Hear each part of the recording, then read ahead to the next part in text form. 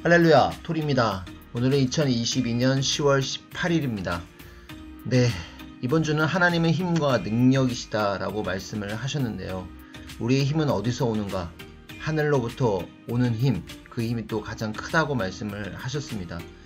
땅으로부터 형제 가운데 오는 힘도 굉장히 크고요. 근데 하나님으로부터 오는 힘은 인간이 얼만큼 하고자 하는 만큼 또 힘을 쓰는 만큼 온다고 했습니다. 또 그 힘의 핵심은 말씀과 기도라고 하셨죠. 또 얼마나 말씀을 깨달느냐에 따라서 또 그 말씀을 더 깨닫기 위해서 기도하느냐에 따라서 힘이 온다고 하셨는데요. 저희들 얼마나 힘을 받고 우리가 하늘의 뜻을 이루고 살고 있는지 다시 한번 돌아보게 됩니다. 오늘 반성하는 마음, 또 돌아보는 마음으로 말씀을 상고해 보고자 합니다.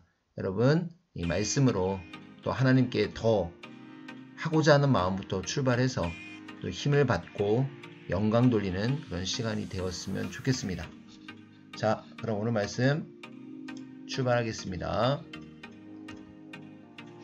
사람이 세상에서 사는 동안 그 어떤 것보다 먼저 해야 될 일은 하나님의 말씀을 듣고 사망에서 생명으로 나오는 것이다. 하나님의 시대 말씀을 듣고 그 뜻을 쫓아 사는 것이 가장 귀한 일이다. 그 터전 위에 삶을 살아가는 자가 지상에서 하나님의 뜻을 이루고 사는 위대한 자다. 아멘. 하나님의 시대 말씀을 들어야 그 시대의 생명의 주관권에서 육도, 영도 부활되어 하나님의 뜻을 이루며 살게 된다. 하나님의 말씀대로 사는 자는 그 정신도 영도 산 자다. 하나님의 뜻대로 살지 못하는 자는 그 정신도 영도 죽은 자다. 네, 이번 주 가장 하나님으로부터 받는 힘은 생기라고 하셨고, 생기는 바로 우리 마음과 생각과 정신의 힘을 불어넣어 준다고 했습니다. 우리 마음과 생각이 살아나기 위해서는 더 말씀으로 무장을 해야 되겠고 하나님의 생기를 받아야겠구나, 그래야 더 살아나야 되겠구나 라는 생각을 하게 됩니다.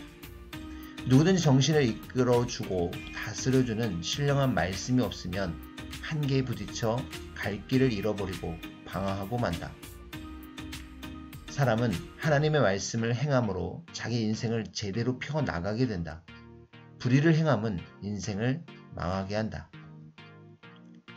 말씀으로 오시는 하나님, 의로 오시는 하나님, 사랑으로 오시는 하나님이시다. 하나님의 말씀을 아는 만큼 하나님을 깨닫게 된다.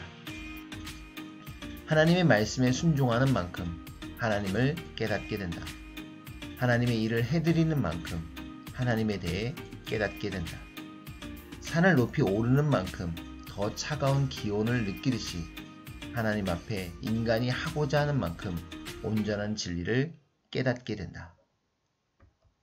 네, 인사드립니다. 오늘도 하나님께 하고자 하는 마음으로 뛰고 달리기를 바라면서 인사드립니다. 하나님, 성령님, 주님 감사합니다. 하나님 앞에 인간이 하고자 하는 만큼. 안녕.